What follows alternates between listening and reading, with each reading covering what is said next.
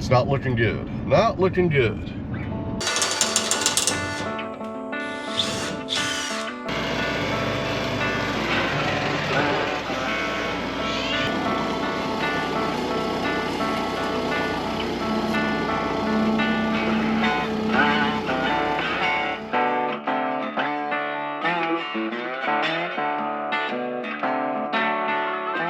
So welcome back to the Sawmill, friends. Look over my voice today. I'm getting over a terrible cold.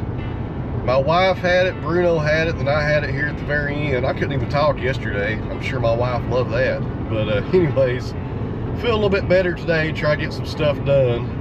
And we're at it pretty early this morning. I got George with me. We got a few places we got to run this morning before we go back to the farm and start getting to work. And I have a lot to get done today. A lot to get done. It's gonna be a good day, guys. Y'all hang in there. I gotta run over here to Virginia and get some diesel fuel for the transfer tank. It goes in my truck. I need about 40 gallons. Need to run by Tractor Supply. And I think that's about it, unless I think it's something else. You guys hang in there. Should be a good day.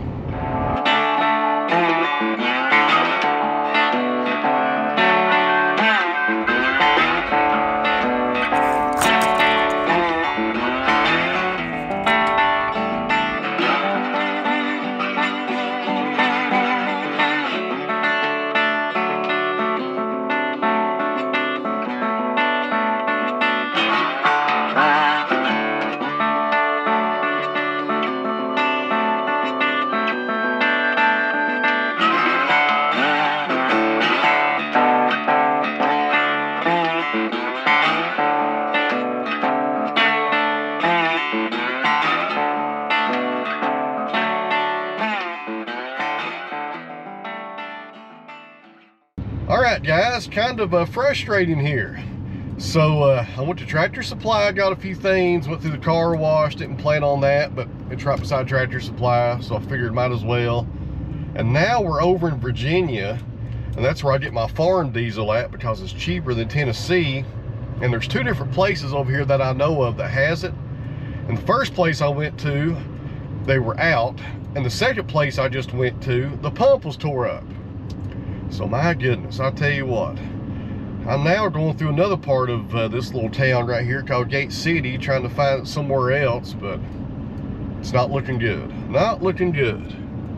Well, after driving around for a few minutes, I finally found some. I had no idea this place had farm diesel.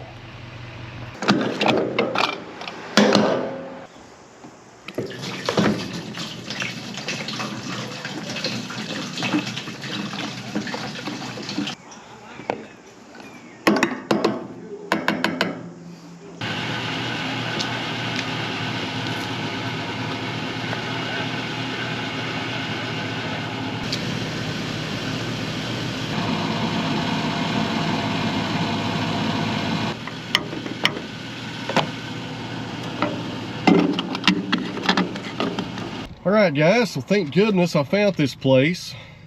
And if you're needing farm diesel over in Southwest Virginia or Northeast Tennessee, the Quit Stop, that's the name of this gas station, over here in downtown Gate City, has farm diesel on the side of the building. I've been by this place 1,000 times. I've never seen that tank before. So for those of you that are interested, this is off-road diesel, which means you can run it in tractors and off-road equipment, but not in commercial vehicles, or you know, like my diesel truck here, you can't run it in that. If they catch you running it in that, you'll get a nice fine, and it's pretty expensive, I've heard. But for those of you interested, off-road diesel is cheaper than regular diesel. It's dyed red, and I paid $2.79 a gallon. We got 37, almost 38 gallons. Cost me right at $103. I got some kind of discount for getting 30 gallons. Huh. May come over here more often. I never get a discount at the other place. And by the looks of it, I think Mr. George is ready to go home. Me too, buddy. Thank goodness I found this place. I tell you what, the closest place with farm diesel back on my end of town is like 25 miles the other direction. That would put me behind an hour. I'm already behind as it is.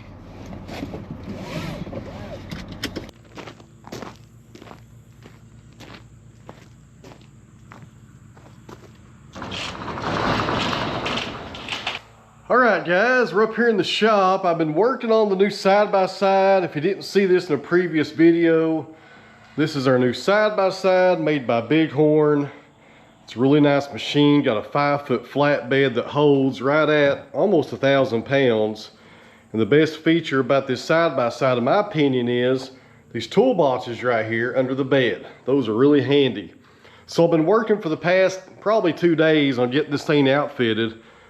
And what I want to do is make it a mobile workstation, kind of like a work truck I can work out of all the time here at the farm, and we'll have a basic set of tools in it.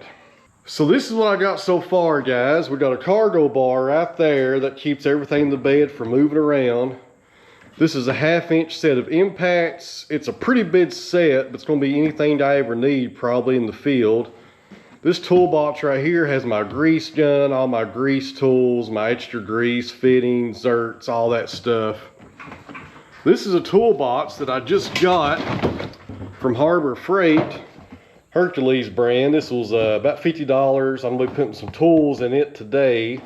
Screwdrivers, you know, basic stuff that you need. Right there we have a socket set that's made by Icon. I bought that at Harbor Freight as well. That's a 1/2-inch set of sockets. And this right here is not what you think probably, guys. It looks like a little tote, but there's something in it that's really useful. So inside of this little bag right here, guys, is a portable power station.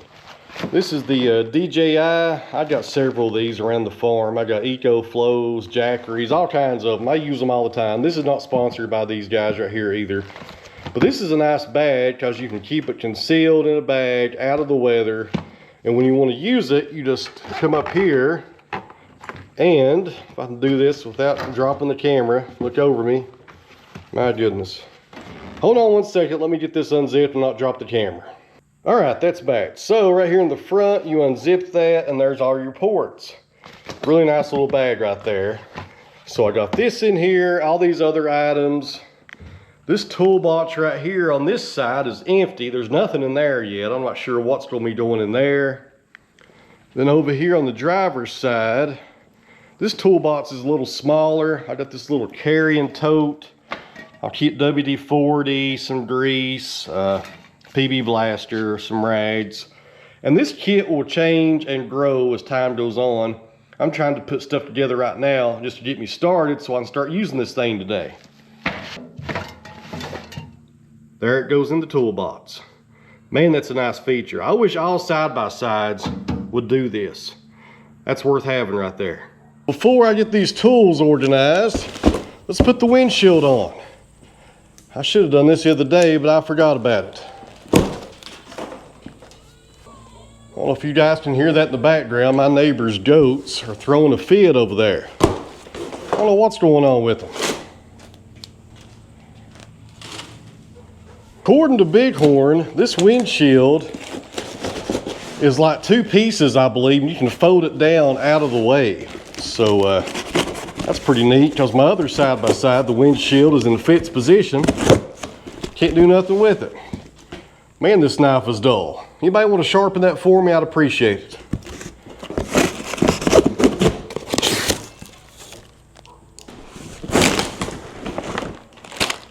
There's the hardware that goes with it. Hopefully this won't take too long to put on.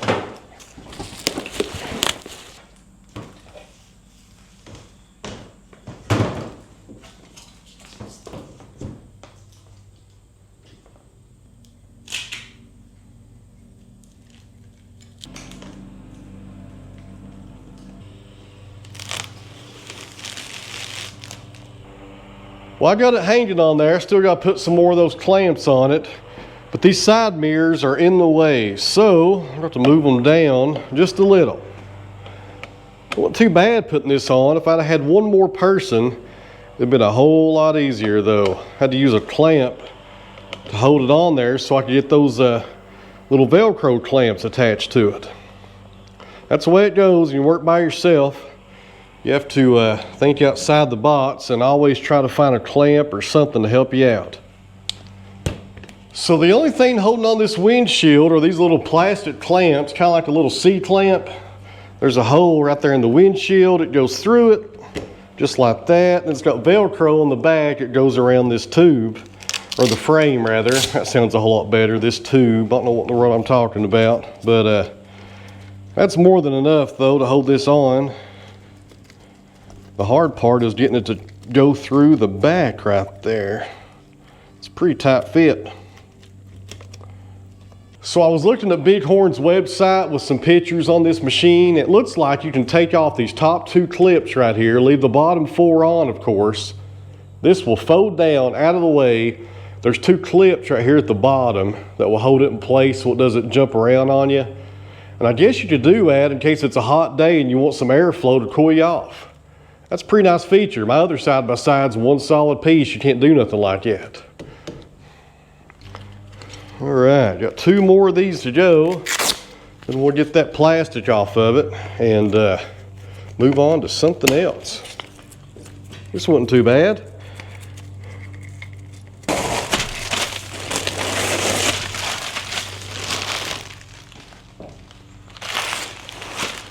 That was a whole lot easier to install compared to my tracker when I put the windshield on it. That took about an hour. So this one right here, 15 minutes. We might as well go ahead and test out this windshield, make sure it works okay. So this should fold this way.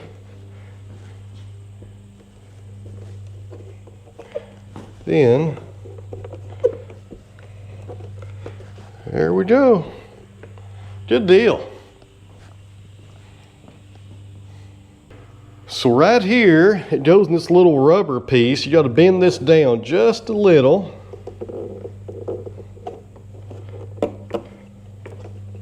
And there you go. Now the windshield won't flop around if you're going pretty fast or hitting some potholes or something. I tell you what, guys, that's pretty neat right there. So you get some wind protection when it's folded down, but you get a lot of wind, you know, going over that. And if you're wondering why you need a windshield on these side-by-sides, if you've ever been on one in the middle of January, you'll know why. I didn't have one on my tracker for the first year that I had it, and me and Bruno froze to death. You gotta have a windshield if you got a side-by-side, especially in the wintertime. In the summertime, you can get away with it. In the wintertime, you gotta have one. All right, guys, let's throw some tools in this little bag I got. I got my measuring tape right there on the outside. So inside of it, we'll put a magnet in it for picking up parts. A pair of channel locks. I'll probably get 2 of these put in here actually. A pair of cutters. These are made by Klein. That's one of my favorite tool makers right there. And this is a new pair that I got, and it's spring loaded. That's pretty neat right there. Never had any spring loaded before.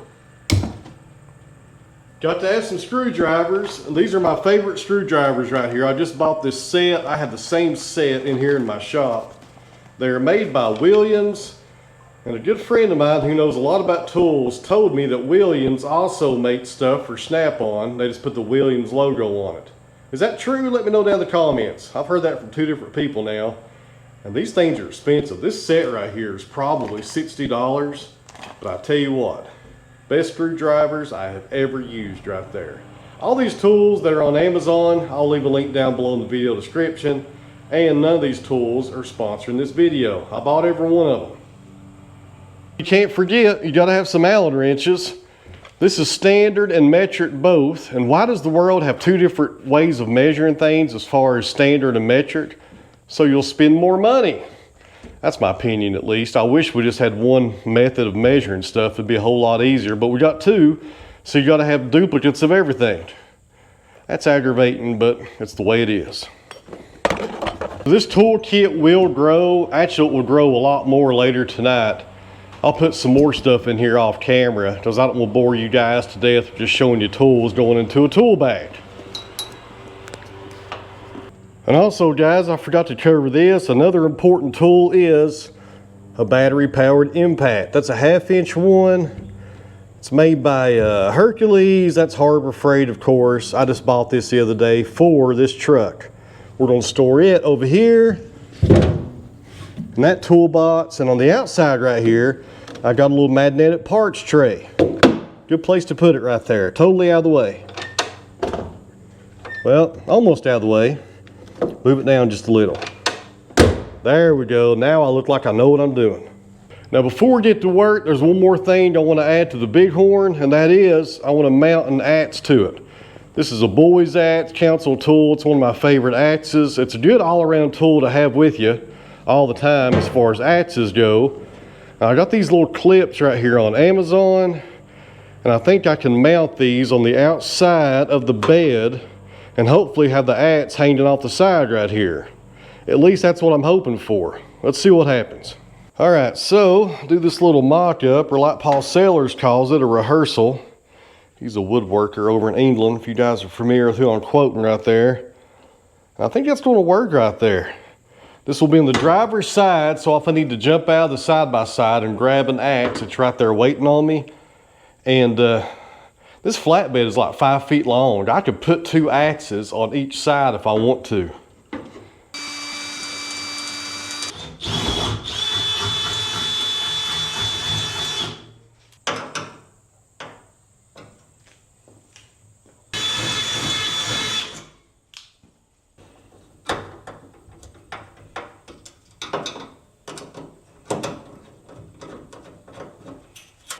All right, friends, let's see how we did. Hopefully this will work like I was hoping.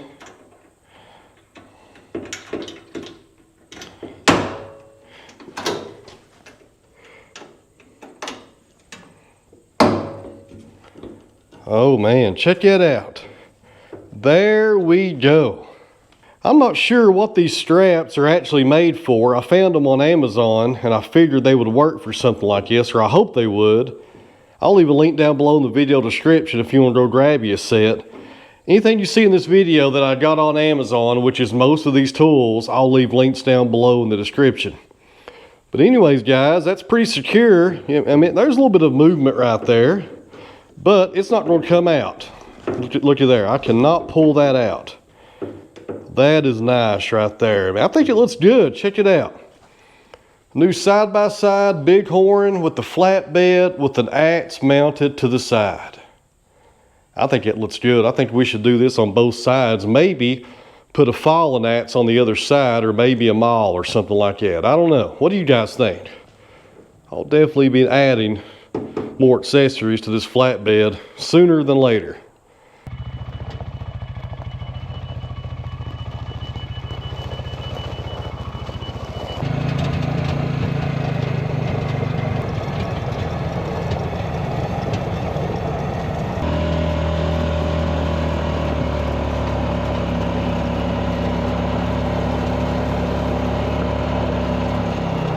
All right, guys, we're down here at the pole barn, and I just remembered when I was backing out of the shop, one more thing I meant to do to the Bighorn.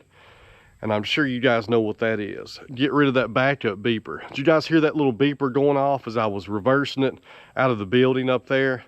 Man, it sounds horrible as I was reversing it. That sounds stupid too, as I was backing up. That sounds a whole lot better, don't it, as I was reversing it. My goodness, where'd I come up with this stuff as I was reversing the vehicle, as I was backing up on the vehicle? My goodness. All right, guys, so the next thing we're going to work on is go out here in the field and bring in those round bales. And I have a small problem. There's a round bale right there, but it's right beside that maple tree. That's my fault. I should have ejected that bale over here somewhere, not so close to that tree. But that tree is going to be eliminated sooner than later.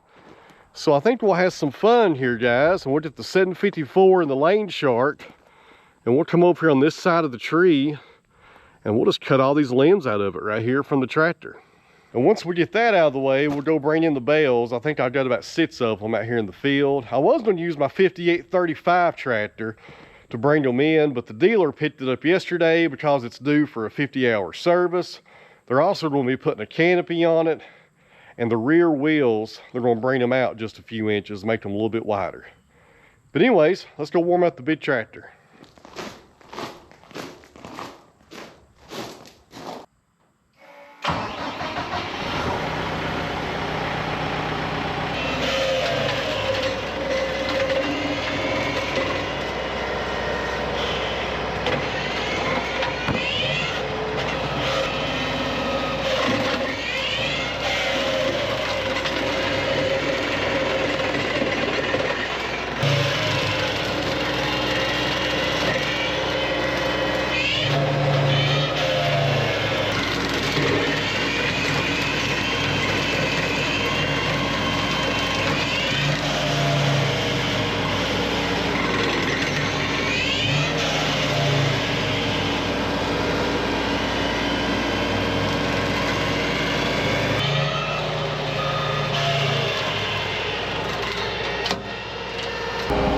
that lane chart does a pretty good job.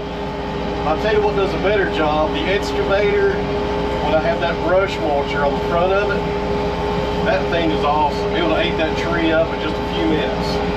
This lane chart, it works pretty good. The excavator, I think, though, does a better job. So now we'll come over here, we'll take the lane chart off. I'll put my hay spear on. We'll start moving these hay bales from the field over here to the barn.